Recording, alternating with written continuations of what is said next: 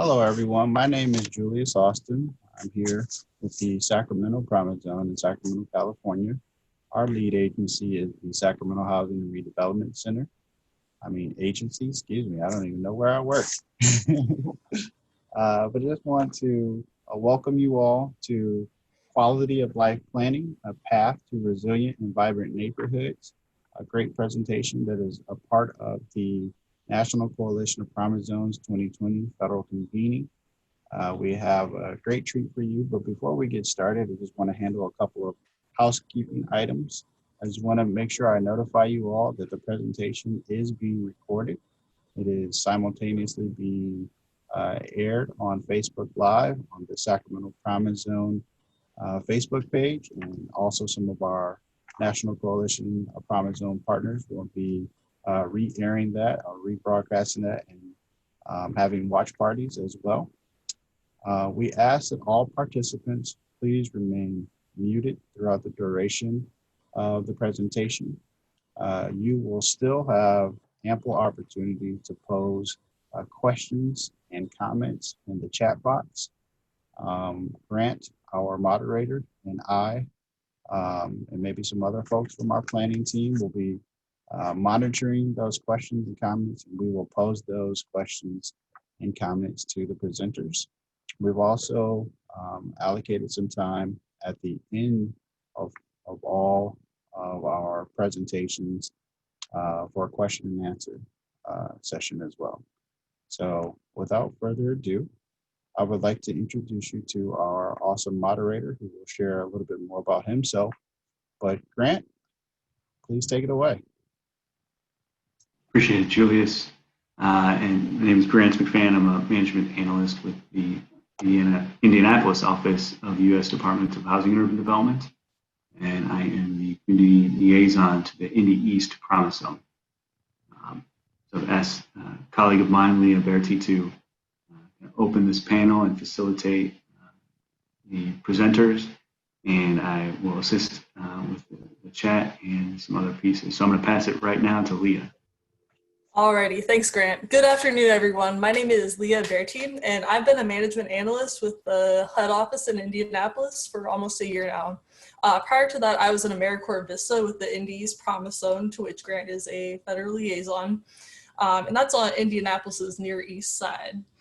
As I hope has been the case for other alumni of the AmeriCorps Vista program, who have served in Promise Zones, my term of service as a Vista really imparted me with an understanding of the potential of inclusive quality of life planning to really catalyze equitable growth in racially, ethnically, linguistically, educationally, and economically diverse neighborhoods, with really ambitious agendas for community-wide expansion of opportunities for public education, opportunities for well-paying employment, affordable housing, and small-scale entrepreneurship. Quality of life planning, it can really be an incredibly rewarding experience for everyone involved. But the process of developing and executing such a plan is anything but simple.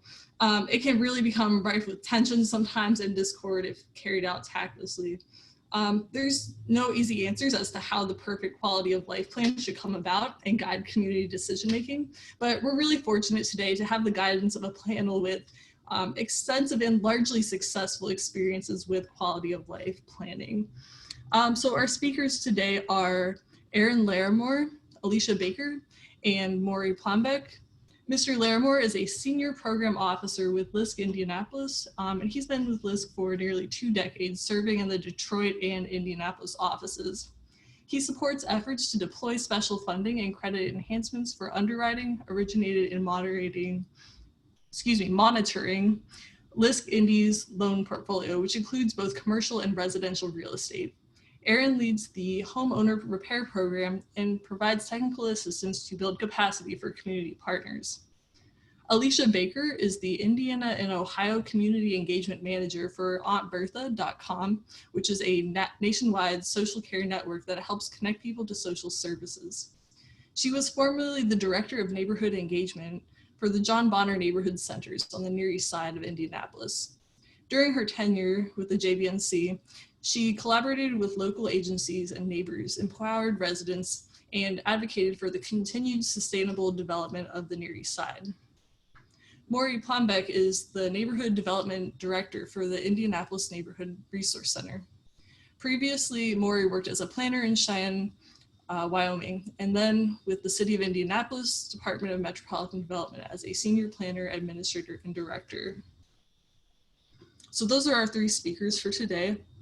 We've organized today as a workshop. First, Erin Larimore will introduce the concept of quality of life planning to us. Then Alicia Baker will walk us through her experience leading a quality of life planning process. And last but not least, Maury Plombeck will lead us through an interactive exercise that will help us kind of set the stage for you to initiate or contribute to a planning process in your community. As we mentioned earlier, Grant McFan and possibly some other folks will be monitoring the chat for questions, and we'll try to place those appropriately throughout the panel. So let's dive in. Erin, would you introduce us to quality of life planning, please? Absolutely, absolutely, my pleasure.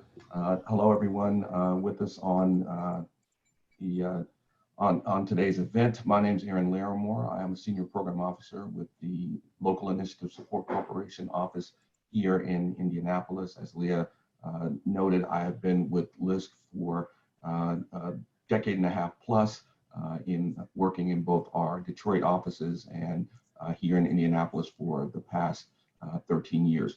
Here in Indianapolis, I lead all of our lending activity in Indianapolis, which includes origination, underwriting, and management and monitoring of a variety of our investments across the low-income housing tax credit sphere, lending for commercial and housing development projects as well.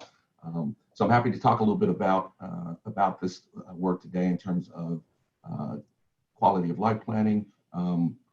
One of the things with the quality of life planning work has been going on here in Indianapolis for the better part of a decade, and LISC has supported the development of quality of life plans in multiple neighborhoods. We now have six neighborhoods which have quality of life plans, the majority of which are in active implementation.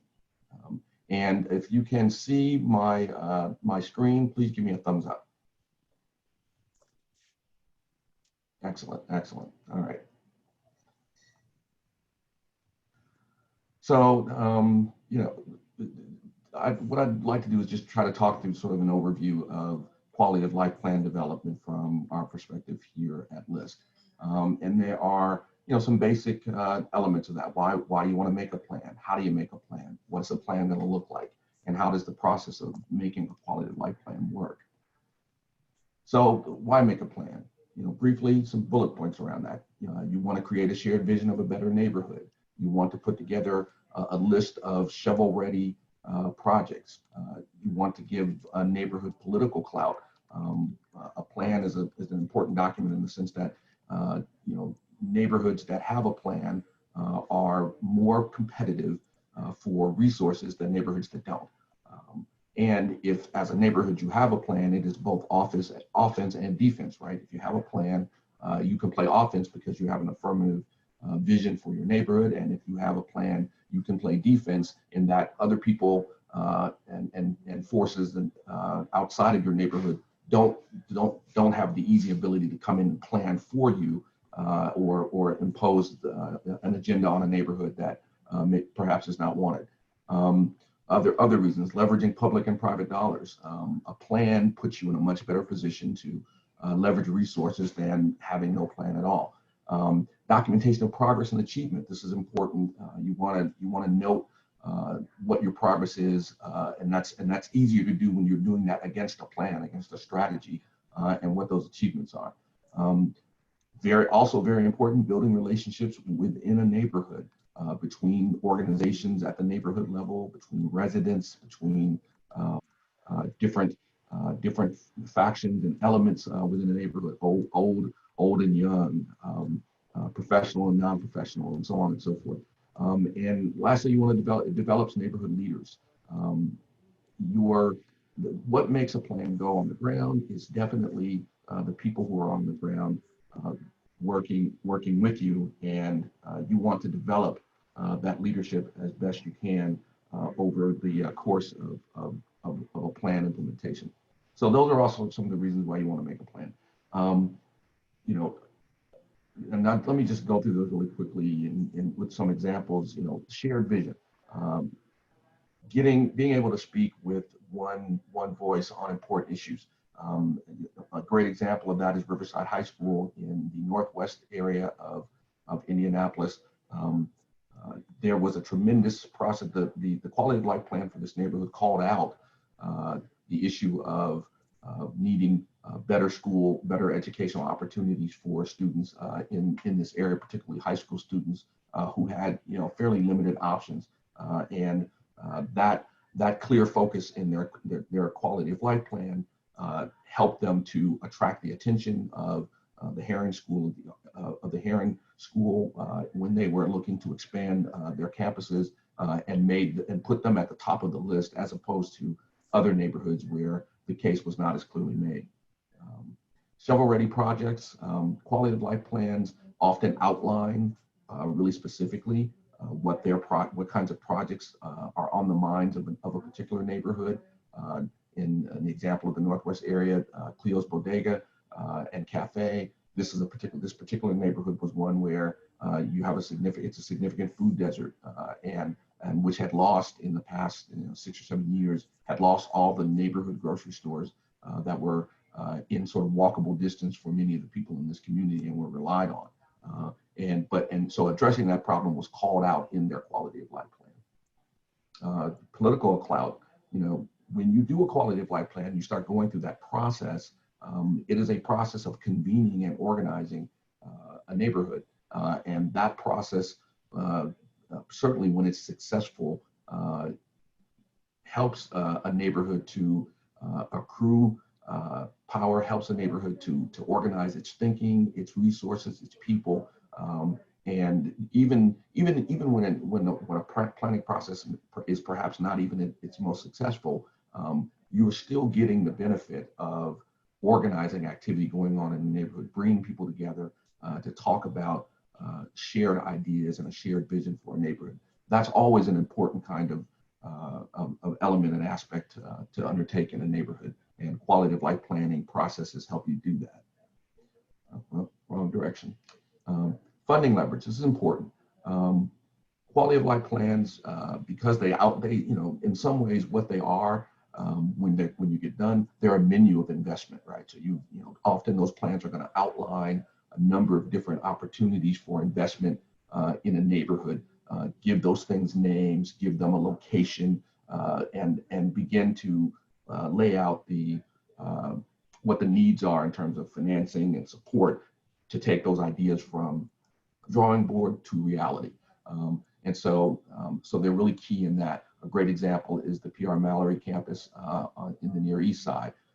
PR Mallory campus is the redevelopment of that campus, what used to be a former factory site, former industrial site, a huge brownfield, and has been vacant and a blight on that neighborhood area for almost 4 decades or so. The transformation of that campus, which was accomplished just this past year with the redevelopment of the old PR Mallory factory building and renovation of the grounds into 2 charter schools, $39 million project. Perhaps one of the most complex developments that LISC has ever been involved in, which involved new market tax credits. So you had 2 separate new market tax credit allocators. You had industrial reutilization credits involved in this project, historic tax credits, single site TIF. Practically every, there were over 40 different funding sources to make this particular project happen, and it took about 10 years for it to finally get across the finish line. But that kind of leverage is indicative and an example of what a quality of life plan can position a neighborhood to be able to do. On the numbers, measuring accomplishment, measuring achievement at the end of whatever your time horizon is for quality of life plan.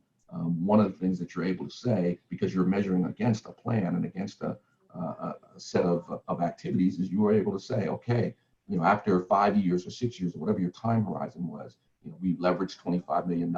We engaged X number of residents. We completed 90% or whatever it is of the goals that we set for ourselves. The power of being able to document your achievements and your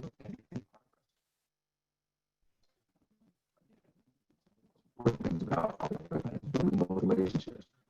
In the Southeast, one of the really successful examples of that is their neighborhood congress that began as an outgrowth of their quality of life planning. And once their plan went from the planning stages to implementation, the Congress is convening on a regular basis. In time, space, where residents are coming together, grappling with difficult issues of community revitalization, and pushing forward a shared vision and a shared agenda, working out differences of opinion and so forth around some of the most critical issues that face their neighborhoods.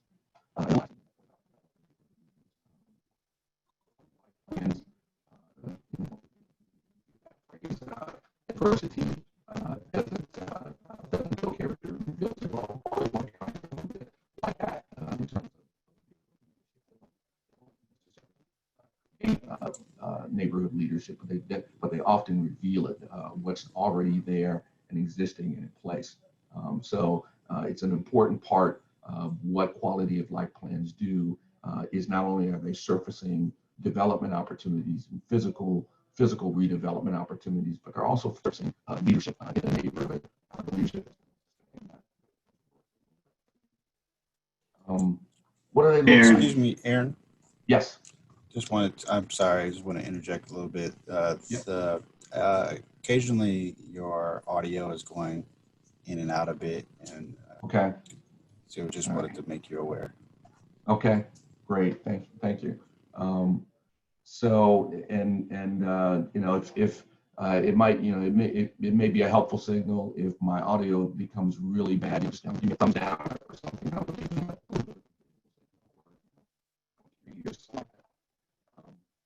So I'll talk.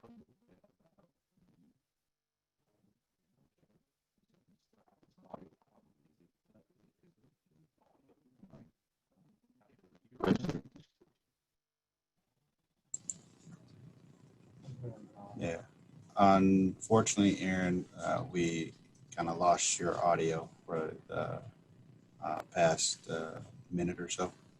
Okay, can you hear me now? We can hear you now. All right, is it clear without distortion? Right Thumbs now up? it is. Okay, all right, better. Okay, well, we'll just keep working with it. So what do plans tend to look like? Basically, they tend to be organized out summary, community overviews and data, a vision statement that lays out sort of what their broad vision of the neighborhood is, outline strategies and projects. Their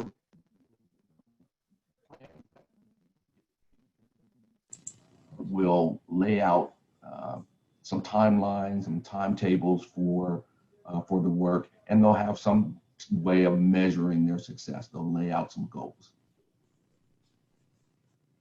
Process-wise, in terms of how we've done it here in Indianapolis, we brought together key stakeholders. They've identified in a particular neighborhood. They will determine, sort of, and then draw up a memorandum of agreement among those key stakeholders. The convening organization, who is leading the charge, will hire a facilitator and a community builder. And typically, the way we have done that here is we have supported that portion of the process. That's one of the major contributions. Or hire that facilitator. Still having problems with the audio? Yeah. Aaron, maybe what we could do is approximately how many more slides do you have left? Just a few. Okay. I hate to do this, but I don't want folks to miss out on the great information that you have for them. Maybe what we could do, if we could have our next presenter, Alicia, go ahead and start her presentation. And Aaron, what may be helpful is if you log out and log back in, and then we'll circle back to finish the great information that you have for the participants. Okay. That sounds Apologies fair? for the audio. I'm sorry that it's You been know, dropping it's out. the world we're living in right now, Yeah. and things happen. I It's okay. cut my video off. Maybe that will free up a little bit of bandwidth if that's some of the problem. Is that better? It seems much better now. Okay. Yeah, let's try that then. Let's try that. Let's move forward with that. Right here. Let me But see if I can. we'll circle back though to have you finish, and Alicia is loading up her presentation, and we'll turn it over to her, and we'll circle back. All right. Good enough. Thank you so much. Yeah, sorry for the technical difficulties, everybody. My name is Alicia Baker. I'm the former Director of Neighborhood Engagement at John Bonner Neighborhood Centers. Grew up in Sacramento, moved to the Midwest, Hoosier by choice, as I like to say it. Been here for 5 years as of today, and really excited to share a little bit about what that looks like, what Aaron was talking about in action. I'm going to kind of speed through this, but my contact information is available at the end, and I welcome any questions you have. Would love to set up a phone call to chat with you all, more details about your community and how you could do a quality of life plan. So some context about the Near East Side of Indianapolis. It's comprised of about 20 different neighborhoods. Each neighborhood has its own character, history, goals, and projects that they want to work on. There's about 30,000 people that currently live in the Near East Side with a median household income of around $30,000. Median age, 36, 74% high school graduation rate. And so that's just a little bit of context about the neighborhood and where we're at today. So historically, we had a quality of life plan that was written in 2007 with funds from LISC Indianapolis that funded the Great Indianapolis Neighborhoods Initiative to fund that quality of life plan. And in that plan, there were over 175 objectives. And by the time the mid-2010s rolled around, about 91% of those objectives have been completed, which is a really amazing feat of accomplishment there. And so in 2018, when I was leading the Director of Neighborhood Engagement at the Bonner Center, we held a quality of life plan, basically community summit, to get together to talk about what it would look like to redo the plan, and if neighborhood residents felt like we should just finish up the rest of the plan or reimagine and re-envision a new plan. And so it was overwhelming 100% support to recreate a new plan with new goals, new priorities that's more in line with where the neighborhood is at today. So this is a brief process of how we developed our quality of life plan in 4 basic steps. First, we gathered data and fundraised. Then we worked on our engagement process. Then we worked on developing the plan, and now we're in the stage of implementing the plan. The plan took about 2 years from start to finish, and it is a 10-year plan in total. So hopefully this will last us until 2030. So the first step we did was we gathered data and we fundraised.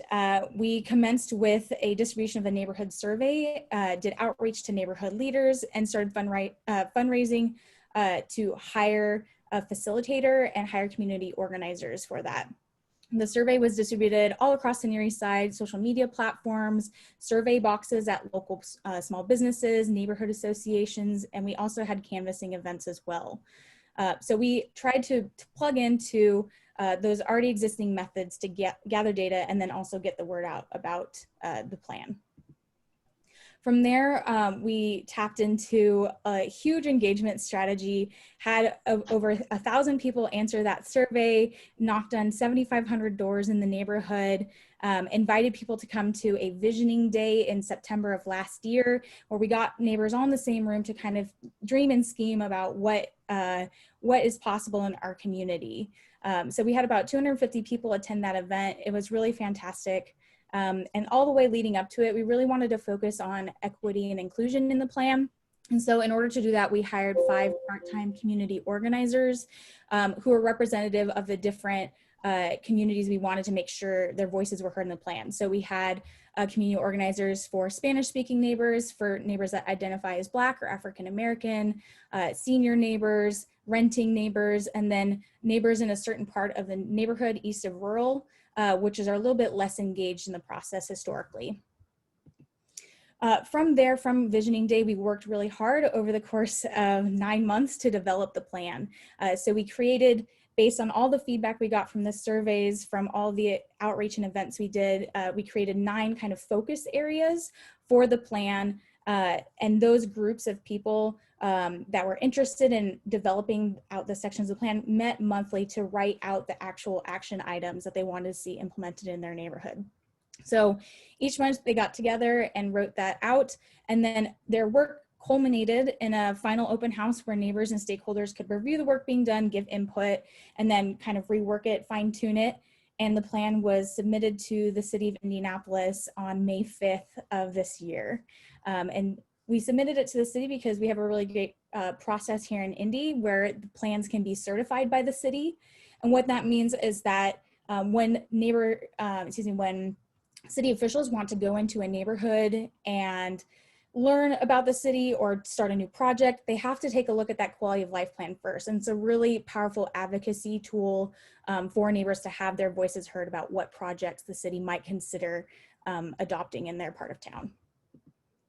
And then lastly, we're in the implementation phase. We've kind of restructured how we're doing implementation. We have created a new model called community action teams that will work alongside the lead agencies or the nonprofits that kind of help steward the physical day-to-day work. So those community action teams are created of members, community members that basically get together with those agencies quarterly to make sure the progress in the plan is moving forward and that community voice is continually represented in the implementation.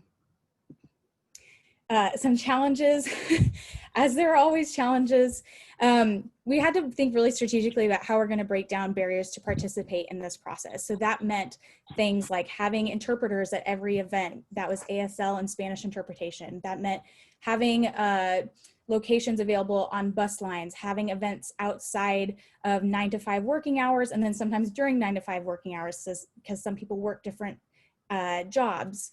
You know, trying to get transportation issues worked out, having a carpooling campaign to get people to the neighborhood summit, live streaming the summits, all of that, we tried to break down those barriers so more people could participate. Another challenge was keeping the energy and enthusiasm up. As you can imagine, 2 years of a planning process, it can get really exhausting. And so we found ways to find small wins to celebrate along the way to, again, thank people for all their effort and energy they poured into this plan and also to keep us moving forward. And then our current challenge is with COVID-19, how can we stay connected and keep the plan moving forward? We've had to recalibrate, as I'm sure so many of you have had to mostly online and virtual meetings, and we're still figuring that out. So if anyone has the answer to that, let me know. And then the outcomes, we have a completely refreshed plan. It's certified by the city. There are 9 focus areas. We added 2. The original plan had 7. The 2 new ones are focusing on equity and engagement and on environmental sustainability. And then again, we've restructured the responsibility of those lead agencies to be more in alignment with community voice and those community action teams. We updated the plan website, neareastplan.org. Go check it out. It's really beautiful. And now the fun begins because we get to work on the implementation and starting all of that, that work. So that's the website. It's a beautiful, beautiful website. Again, neareastplan.org if you want to learn more about it and check it out. But also, again, I'm free to answer any questions after today's event. Unfortunately, I've got to hop off really quick here, but my email and phone number is there, and I would love to chat with you. And I'll send these slides out to Grant and Julius as well, so they have a hard copy of it. All right, thanks, Alicia. I'm glad that you were able to get everything in that short time. I think you did great. With that being said, we're going to go ahead and transition back to Mr. Aaron Larimore, let him finish his presentation, and then we'll go ahead on to Maury.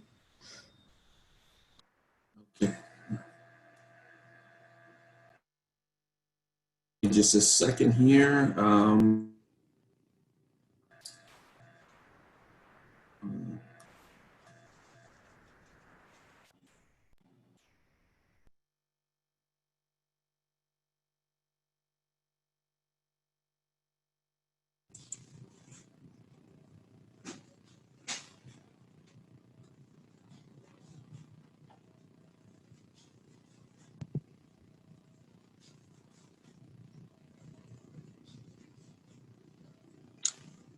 As Aaron is loading up his slides, I just want to remind everyone you have the opportunity to ask any questions or comments in the chat box. And we would love to facilitate those questions to our presenters.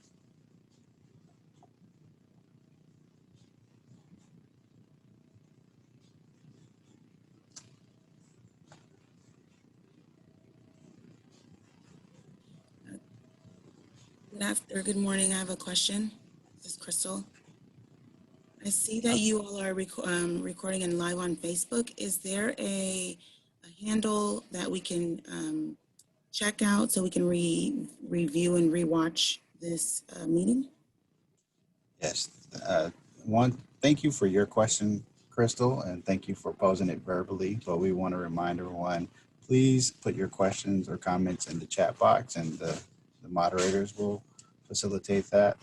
The videos can be seen at the Sacramento Promise Zone Facebook page. Our wonderful Vista member, Pedro, has just entered it into the chat box, so you can use that there. You will be able to view this presentation and also all of the presentations that have already taken place in the National Coalition of Promise Zones 2020 Federal Convening. And so please feel free to use that at your leisure. Oh, no need to apologize, Crystal. We've been making the announcement, but that doesn't mean you were here for it. So we appreciate it. It works out perfect. Aaron, please take it away. And we could do the method that you mentioned. If you could Great. Can you cut your camera off, maybe that might help. Yeah, can you hear me? Yes, we can. Okay, good. The indicator is telling me that I don't have that my audio isn't going. So, okay, great. All right, let me get back to the screen and we'll be on our way.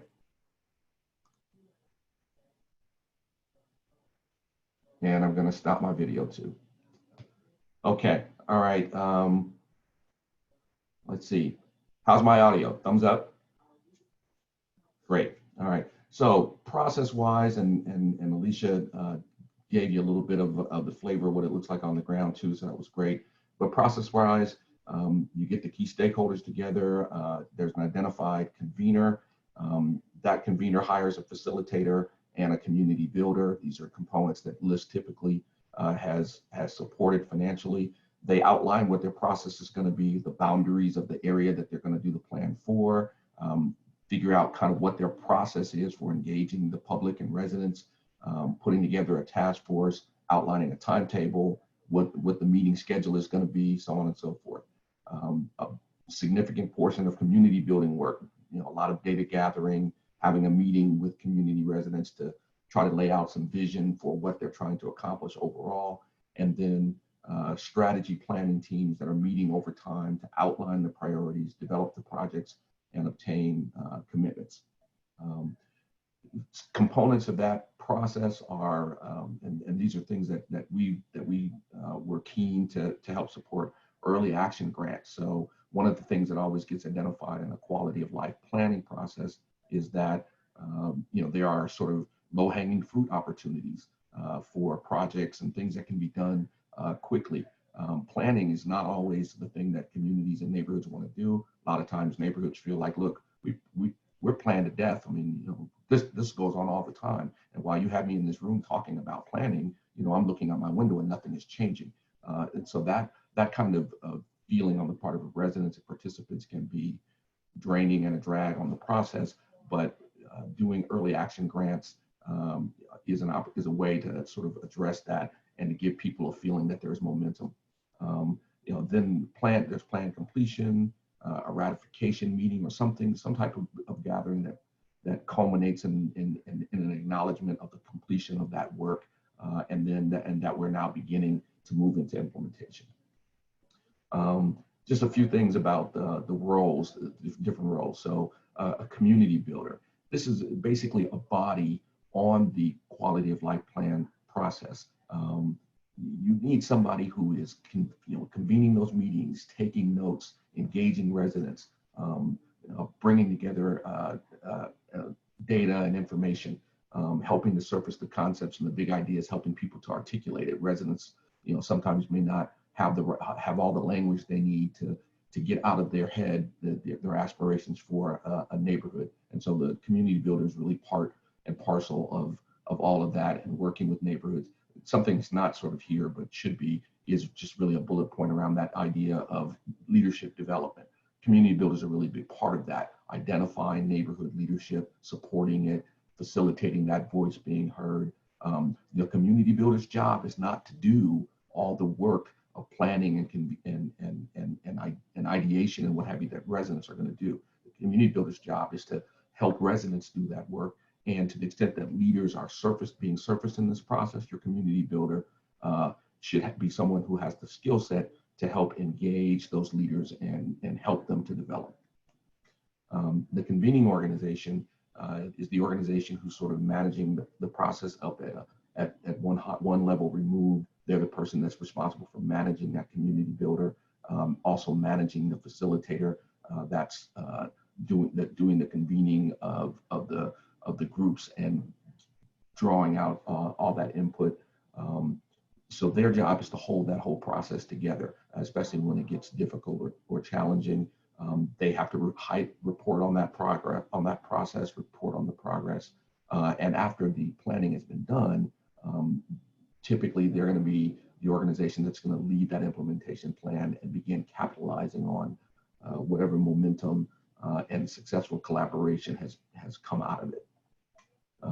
And your neighborhood, more writ large, you need your neighborhood to be engaged and involved, investing their time, talent, resources in that quality of life plan implementation and in the development of that plan. And that in your neighborhood, also you want your neighbor to be engaged in a way that grows and encourages accountability, that there's an open process, that there's some transparency, and that to the greatest degree possible, information is being shared. How's my audio? Check and give me a thumbs up if it's good. Great. Okay. So those are just sort of I think the last of my slides around that. I'll end just with a couple of things about challenges of quality of life planning. One of them, as I sort of alluded to earlier, is this issue of really planning fatigue, communities really being sometimes resistant to folks wanting to come in and organize them and let's talk about all these different challenges, because people feel like that information is really known, but how is that moving us to making anything different? And when you get deep into the throes, maybe at the midway point of a planning process and what have you, when it really starts to feel kind of heavy to people, that's when you'll begin to feel some of that resistance. Your early action grants can help to address some of that. And my response to people, again, when people reach that point, they're tired, I say, look, neighborhoods that have a plan are more competitive for resources than neighborhoods that don't. That's why you're doing this, but that can be a challenge. One of the other big challenges of quality of life implementation plans, planning processes, and then moving to implementation is just the fact that you are convening a wide variety. If you're doing well, you're convening a wide variety of residents to be involved in this process, and they're coming at the process from many different angles.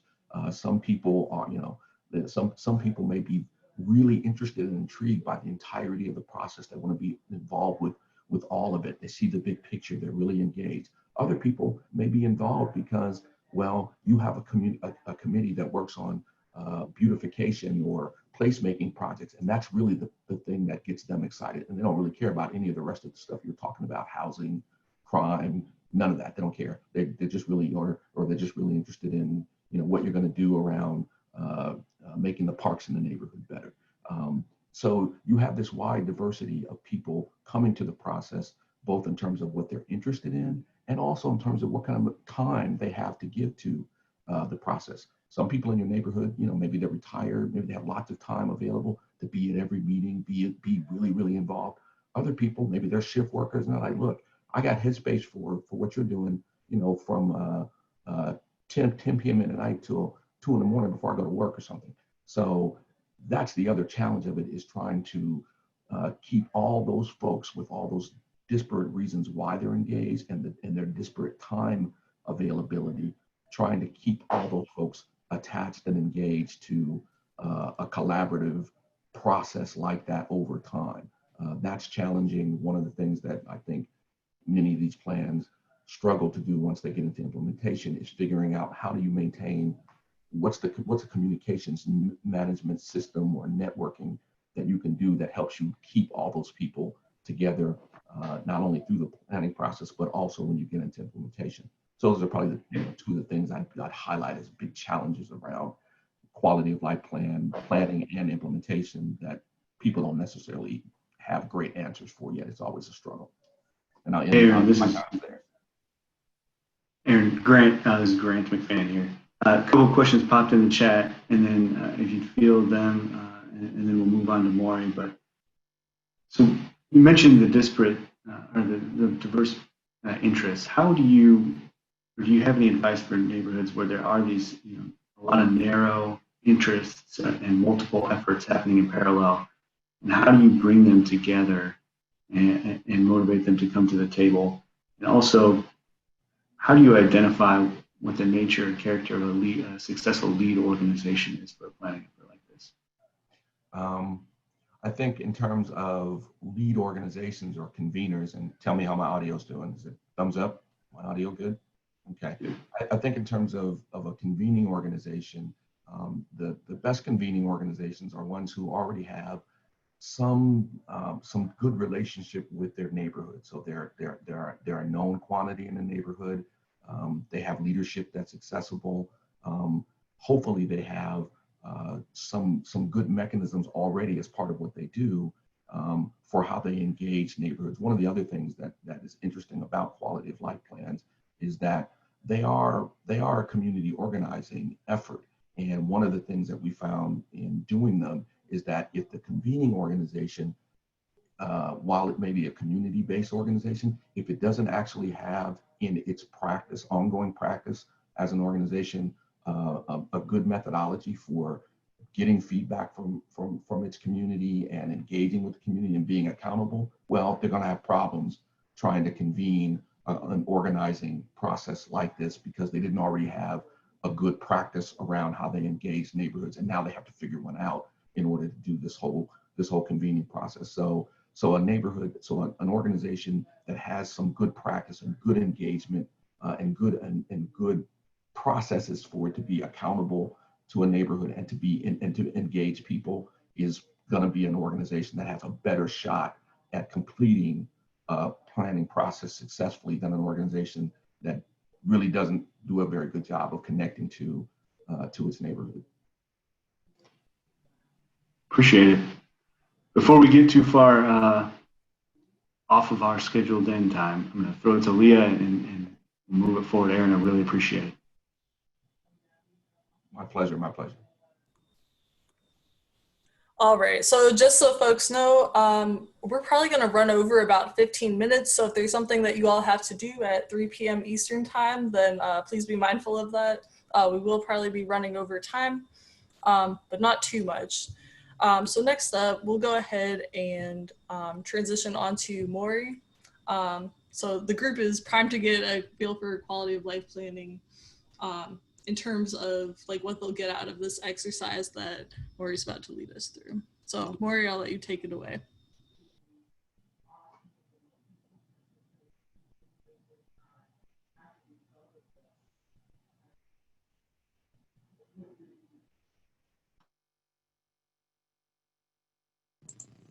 All right, Maury, if you're Okay, speaking, I just you had may to be get on up. mute. Yeah, I just had to make sure I was off mute. So Thank you everyone for attending this webinar. One of the things that we do at the Indianapolis Neighborhood Resource Center is train neighborhood leaders to do engagement. When I worked for the city of Indianapolis, I was involved in our first quality of life plans that Aaron mentioned. LISC and INRC and the city were all partners. And one of the requirements before those plans were created was to have 100 new people be engaged. And so I'm going to give you some tools pretty quickly about how you can do engagement. I'm going to have several attachments that you will actually get. So I'm not going to go through them word for word today. So we want to talk about the assets. That's why you want to get more people involved, the assets in your neighborhood. Aaron mentioned relationships. They're very important. We're going to give you some tools about engagement and make sure you are inclusive in your engagement. So we're not going to have too much interaction from the group today because we have a short time frame. But one of the icebreakers that we usually do is have people think about a strength of themselves that everybody knows or all their friends knows, or a strength of themselves that no one knows. So the goal of finding assets in a neighborhood is to find those strengths that no one knows about. So think about those as you are working.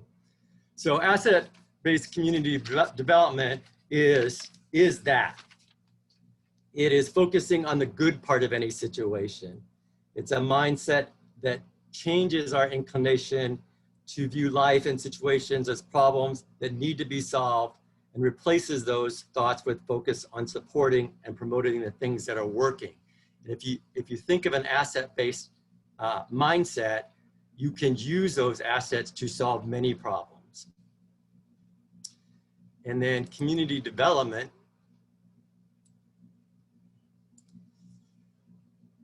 is an experience where you get the skills, abilities, and gifts and passions of the people in the community to influence the development.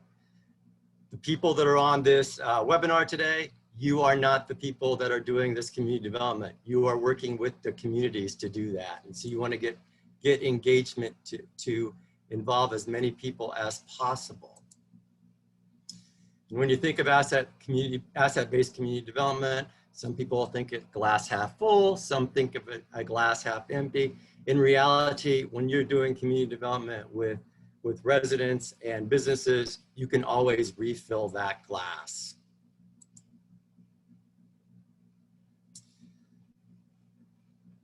We talk about labels when we're doing community development. This would have been one of the exercises I'm going to do it myself.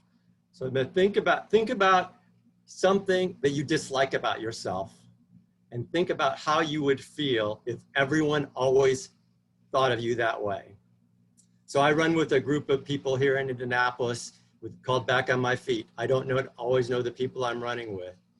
But when I first started, they called me the old guy, and I hated that. And I would hate to be designated the old guy forever. However, then they started figuring out that I'm a fast runner and a really fast runner for an old guy. Well, I like that. And so as you're working in your community, you need to work to minimize the labels and get rid of some of the labels. Neighborhoods are often labeled with negative connotations, especially by people that don't live in those neighborhoods. The labels can dehumanize. It turns people into them and those people and not a community. And being asset focused allows us all to see the humanity and the value of all people in those communities. So asset mapping is figuring out the assets, figuring out the people when you want to talk to and their strengths and the organizations, their strengths. There's really 4 types of inventories. Individual, that's people. Associations, might be a not-for-profit. It might be LISC. It might be something like that. Institutions and community. I am going to go to my first attachment.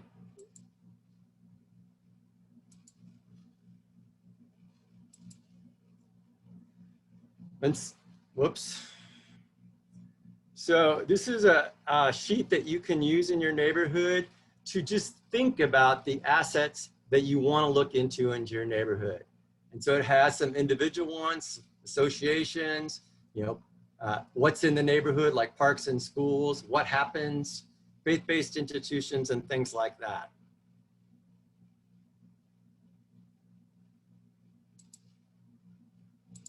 Oops.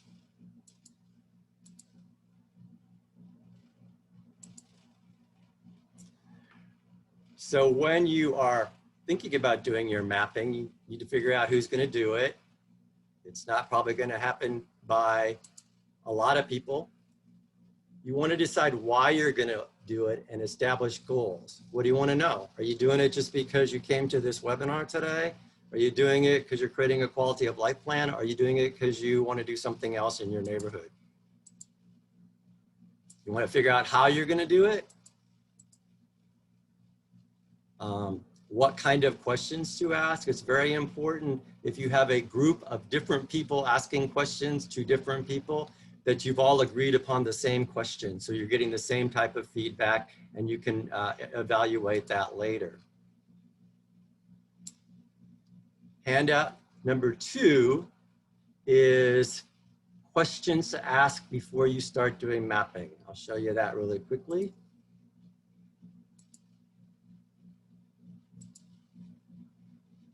And so you see it talks about the goals. It's really important to have your goals set so that I'm out there talking to Aaron Larimore and I never met him before. He's going to say, why are you even talking to me? Why are you out here finding this information?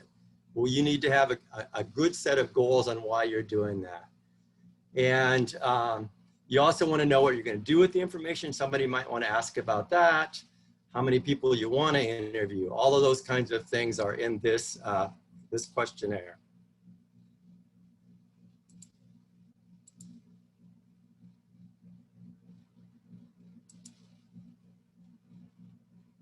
Okay, so when you want to start talking to individuals, you're really trying to figure out what their gifts are, what their dreams are, and what they hope for in your neighborhood. If you're asking people to do something right off and you haven't built any trust with them, the answer is probably going to not be no, or they might not even talk to you. If you're just trying to get them to buy into your ideas, that is not community development. You really might get a lot of creative ideas from talking to people in this appreciative inquiry mindset. So as you're talking to associations, you want to figure out what they do. They might tell you what's going on in the neighborhood.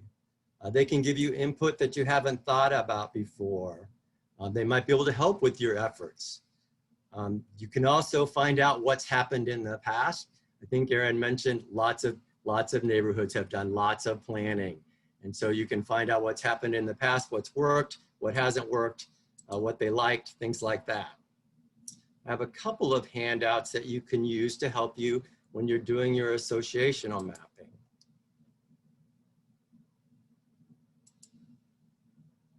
So if we were all together, we would have you do an exercise where you would take this piece of paper, write down some people and practices in your neighborhood, write down some of the local institutions and the associations and some of the businesses and the physical aspects. So that's one way for your group to figure out how they want to approach the assets. Another, if you're more of a chart person and I'm more of a chart person, you can do it this way. You can also create your own form. These are just tools that you can use however you want or use them as ideas to develop your own.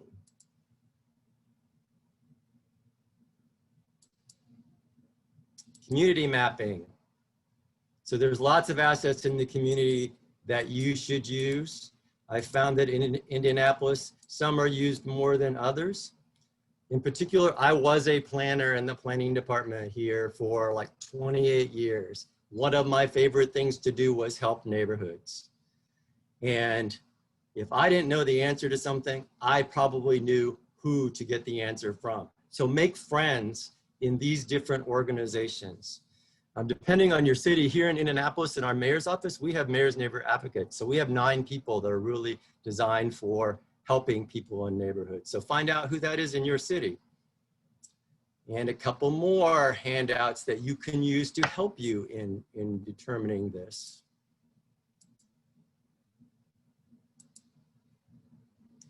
The first one's just another simple chart that has, you know, faith-based organizations. So you figure out who they are, what they're doing now, what would they like to do more of, and what they want to know.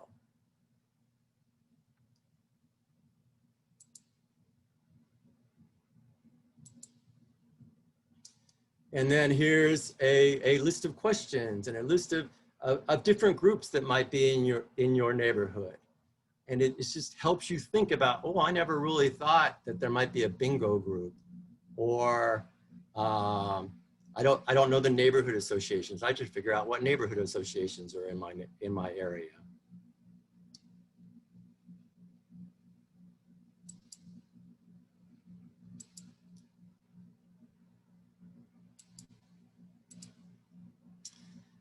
As Aaron mentioned, and I already mentioned too, building relationships is what this is all about. Your finding the assets is talking to people in the neighborhood, whether it's residents, whether it's business owners, whether it's CEOs of institutions, or whether it's staff of institutions. You're always going to be talking, and the better the relationship you have with these people, the stronger the assets are going to be in the future. So a little bit about don't ever burn bridges just because some organization might have different points of view than you.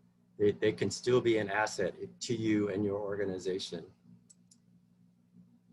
So as you're talking, you need to do it in an appreciative listening manner. And the reason that we teach this at INRC is many people, when they're listening to someone, are really sitting there trying to figure out what they're going to say.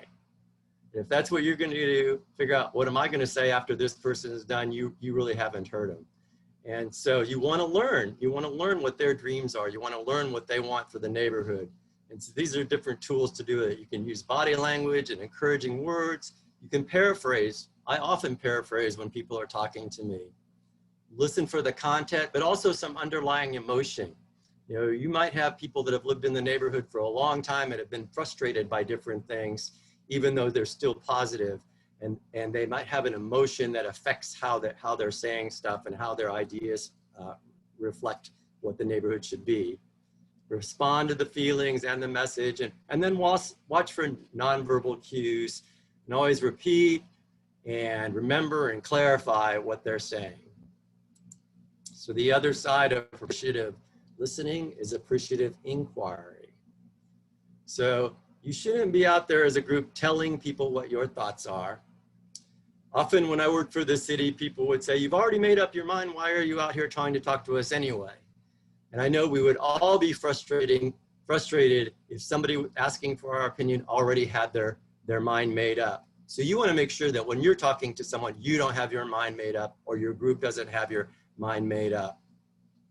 So you want to ask questions that are basically in an open mode as opposed to a closed mode. And here's an example. So if you're talking about pedestrian accessibility, if you ask a question like this, do you want better sidewalks in the neighborhood? You've already probably made the opinion that you need better sidewalks. And really, who wouldn't say yes? Everybody wants better sidewalks in the neighborhood, so you're not going to get much out of that. A better question might be, what do you think of the pedestrian access in your neighborhood? And so if you ask a question like that, you know, you might have some disabled people that think the intersections are not very well designed for wheelchairs or for blind people, or you might have someone that wants a connection to a different neighborhood that is not even there. Or you might have someone that really likes to bike, but they don't want to bike on the sidewalks, which is legal in Indianapolis. So ask open-ended questions, and that's where you'll get ideas to help you in your quality of life planning.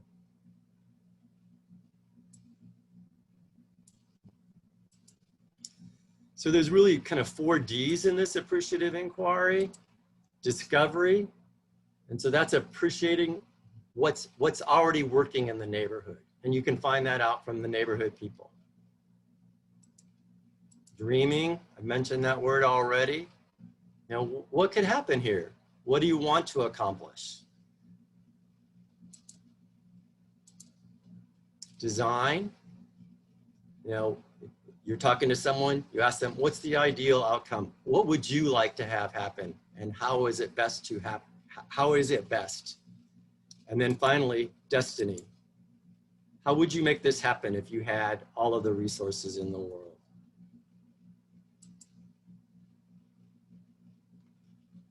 So one way to do assets of individuals is one-on-one interviews, and that's probably what most of your work is going to be, one-on-one interviews. You need to figure out who you're going to interview. Residents, always do owners and renters. In our work, we find that renters often get left out, but they are just as much a part of the neighborhood as owners. Business owners, anchor institutions like hospitals and things like that. Leaders in the community, they could be elected officials in the community, they could be neighborhood presidents, they could be people like that. You need to be inclusive, and I'll tell you a little bit more how to do that later. You need to build trust. You need to give a background of why you're there and what your organization does, especially in our situations now in the pandemic. Very few people answer doors. So you need to figure out a way to build trust in order to talk to people. And it might be online. And once again, your goal is to find out information from people. You're not going to ask them to do anything. You're not going to ask them to buy anything. You're not going to ask them to pay for anything. So if you were the person being interviewed in this way, you're a lot more likely to talk about what your goals are than say, I'm not going to buy anything, go away, which I have said to people, probably a little nicer than that. I have another handout here. It's an appreciative inquiry interview sheet, and you can use this sheet exactly as it is, or you can change it to however you want, or you can create your own. And so this is really designed in appreciative inquiry mode. It's like, what comes to mind when you think of the word neighborhood? What do you value most about it? What do you value most about yourself? That's where you're finding out about their talents. What are your contributions? What does beautification mean? Because beautification means something different to me and probably something different to all 80 of us on this webinar. And so even if you don't use this kind of questionnaire, create one so that everyone is asking the same questions.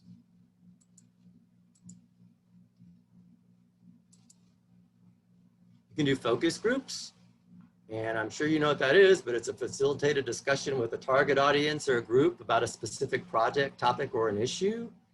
You can meet several times, you can meet once depending on the issue. So in neighborhoods, church leaders might be part of a focus group because they would have a different perspective on the neighborhoods than business owners, for example. So you might have a business street, and so you get all the business owners or several of them to talk about what their issues are. Or apartment owners. On the far east side of Indianapolis, we have a coalition of apartment owners that talk about all the issues on a monthly basis. You can do study circles, which is a small group of 8 to 12 usually. And it's very different from the focus group in that it's diverse. You want different people on it. It usually has a facilitator, someone organizing the discussion. There's ground rules because they're often not controversial, but sensitive subjects that people might want to talk about. And that's the idea, to let people talk that way, to talk about their feelings of their neighborhood. It can help new people get involved, and it can help people have a greater understanding of different people's points of view.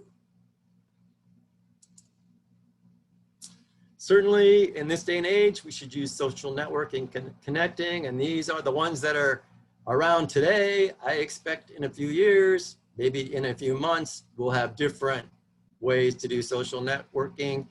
but also don't forget the traditional forms like newsletters and neighborhood meeting signs that are put up a couple days before the meeting, because everyone doesn't have access to the same technology and you don't want to leave those people out. Events are a great way to connect with people that can't come to meetings or can't come to like a neighborhood cleanup or other traditional neighborhood gatherings. So this photo is of a veggie swap in one of our neighborhoods, and the neighborhood's called Little Flower, and they had worked with us on a training program, and they got a grant for an event. And the event was to share vegetables in their neighborhood, because a lot of them have gardens, and when we have a garden that grows well, you have stuff to share. So they did that, but they realized there's not a lot of people in the neighborhood, not everyone in the neighborhood has a garden. So they had yoga. They did this four Saturdays in a summer. They had yoga one Saturday. They had a band one Saturday. They gave away some free plants. So the basics of giving away veggies happened, but they also had an increase in involvement in their neighborhood meetings simply by having this event 4 times during the year. And so there's lots of different events that you can have that are fun and get different people involved. You might want to do a survey. We often recommend that you do a survey at the beginning of your process, beginning of your quality of life plan, to create some baseline data. You know, where are we today? Because when your quality of life plan is done and you start doing implementation of the different things, then you can do another survey, and then you would have a basis to see what's improved or what hasn't improved or what needs to be changed. Often people forget that first survey or that first baseline data, and then it's too late if you don't do it very early in the process. There are times when you would not want to use a survey, and if you're just trying to get someone to buy into your idea or justify your cause, you can certainly probably do that from a survey, but it's not serving its goal. It's not getting ideas from the neighborhood. All of this sounds a little bit daunting, but you can get some help. Volunteers, I'm sure there's lots of volunteers in your neighborhood, or some volunteers, maybe not lots. But you can get them from clubs and activities. Certainly clubs like Girl Scouts and Boy Scouts are looking for projects to do. So maybe they could do survey work for you. Maybe they could do door-to-door. Maybe they could do something online. There's probably faith-based organizations in Indianapolis. There's several that do community development work and are partners with many organizations in Indy. Schools, universities. Here we have the Indiana University University at Indianapolis. They have a program that has students that do projects in neighborhoods every semester. And so it's a great way to really get some free work. So I mentioned diversity. You need to be inclusive in your work.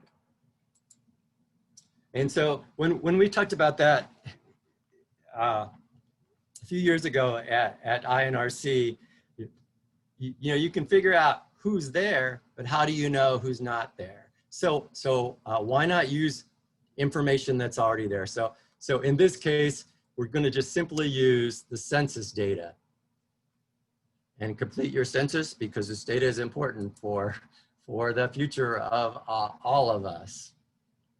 First thing I'm going to show you, I think,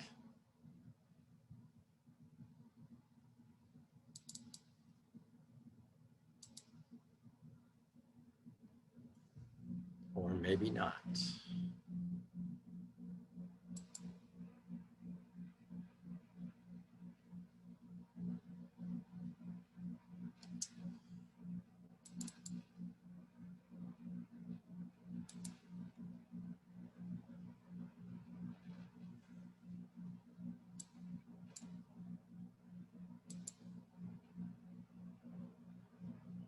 Okay, now. It's all arms.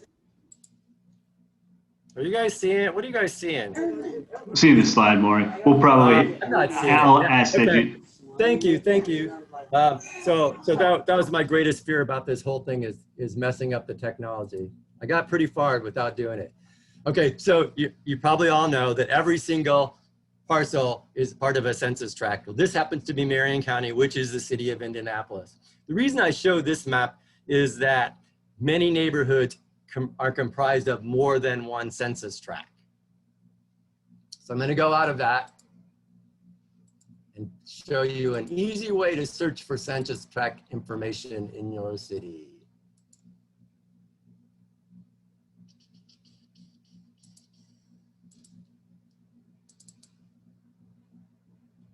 There, now it worked better. So you go to the Census Reporter, and I'm going to type in an address in Indianapolis, of course.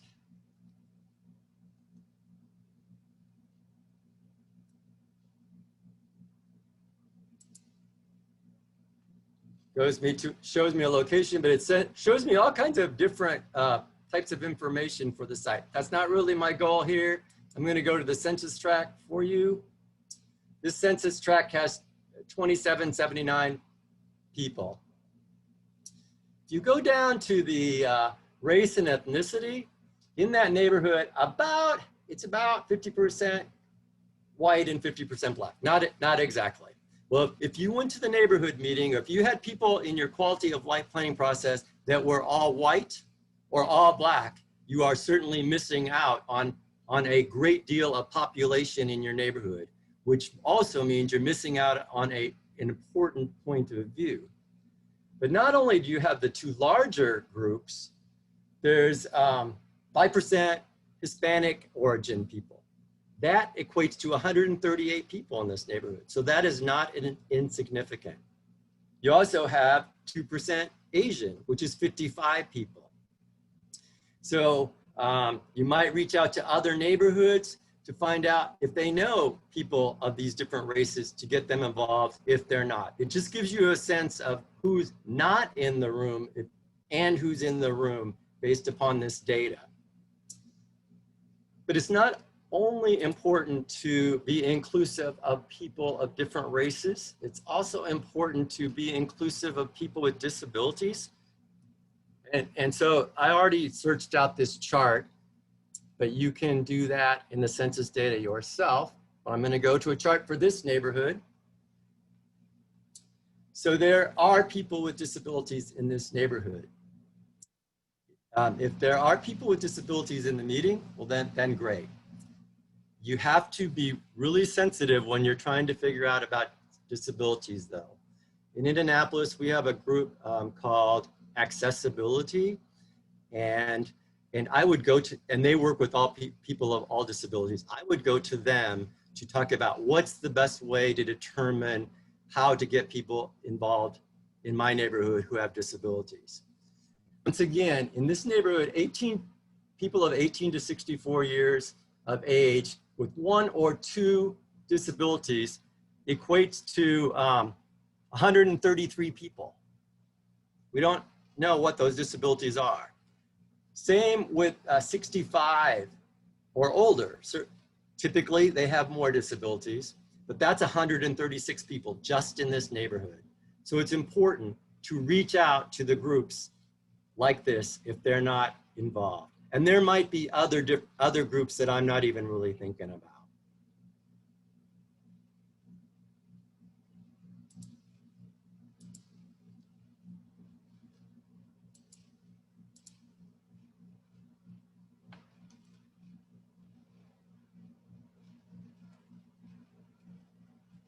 Okay, so now I also have attached this chart. I'm not going to go to it, but it's blank. The one that I have attached is blank, and it's in a Word format, so you can do it however you want. But you can create an engagement plan. So you can do this at the very beginning of your quality of life planning process. Say you have just 6 people involved. You can target different groups that you want to reach out to and start listing them. And what do you want to know from this group? Who's going to do it? Is it going to be one of the staff that's hired? Is it going to be volunteers from the neighborhood? Is it going to be some students? Who's going to do it? When do you want that information? What are the next steps after you have it? So I mentioned a lot about creating this asset map and knowing who's out there. Once you get the basic information, you may later go to them then to start making the ask. So if somebody's talent is being organized and doing minutes well, maybe you want to have them be part of this process and do that. If a business has an arm that gives out foundation kind of money, you may go to them later. And so this engagement plan will help you do that. So I went through this very quickly, but when strangers start acting like neighbors, communities are reinvigorated. And like Aaron and Alicia, here is my email and my phone number. It is better to contact me by email right now because we are not working in the office. And with that, I'll take any questions. Thank you very much. This is usually a multi-day tutorial, is that correct? Well, it's usually like a 2-hour and different sessions, yeah. Okay, Yeah, wow, that's impressive like that you were able to condense it that much. So we really appreciate it. I wanted to mention, so earlier, there was a question from Kimberly Wise, who is our Indianapolis Field Office Director at HUD. She asked, how should a community determine who the lead agency should be when developing a quality of life plan? So I'm thinking between Mr. Maury Plombeck and Mr. Aaron Larimore, you two can answer that question in conjunction. I think I'm going to let Aaron answer that one. Okay, sounds good. Would you repeat it for me, Leah? I lost your sound. You're muted. Sorry, I clicked the button. Okay. The question was, how should a community determine who the lead agency should be when developing a quality of life plan? I would say that you want to select an organization. Well, it depends on how you're getting there. In Indianapolis, how we got to the convening organizations for quality of life plans was that we issued an RFP and we invited people to respond to that, and then neighborhoods came in. So neighborhoods organized themselves. Somebody, designated themselves the convener, or they got together with a group of other organizations and they decided, okay, we're all collaborating on this. You're going to be the convener, and that group became the lead voice of the convening organization. So it's really a question about who's going to provide the leadership to get it done. If you're a resident or if you're part of a process in the neighborhood where you're trying to figure out who's going to lead the convening process, then I think that's what you have a conversation around, is who can provide that kind of leadership. That makes sense. Thanks. We have another question from Sandy Curd, and the question is, how does one define the boundaries of a neighborhood? I feel like there's multiple answers to this. Yeah, I'll start out first. So in Indianapolis, we let the neighborhoods just define their boundaries themselves. The city does not do that, but the city keeps a registration of all the neighborhoods that are registered. Quality of life plans in Indianapolis are usually more than one neighborhood. Aaron might add on to this, but it's several neighborhoods that geographically and demographically make sense to be together, but they're based upon the original boundaries that neighborhoods created. Yeah, what I'll add to that is that in general, neighborhood areas typically are pretty well defined. I mean, what people think of as a defined neighborhood, typically that's something that's kind of a long-standing understanding between the people who live there and other residents of the city. So most of the time, there's not too much controversy about what's a particular neighborhood or how it's identified. One of the things that we have seen is that, for example, in one of our quality of life neighborhoods, almost 6 square miles, I think. And part of that was because you had multiple neighborhoods who felt like they needed to be included in that in order to have an opportunity to bring some of the quality of life plan benefits to them. And so that particular one grew kind of largish because they were as they thought about how are we positioning to be competitive as a neighborhood once our plan is done.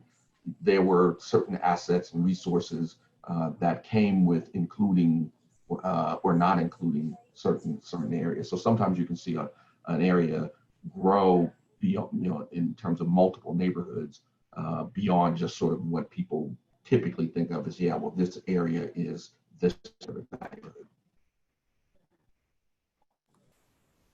All right, thank you for that. So I think with all of that being said, we've run significantly over time. And so we're gonna go ahead and close out for the day. Thank you all for coming to attend.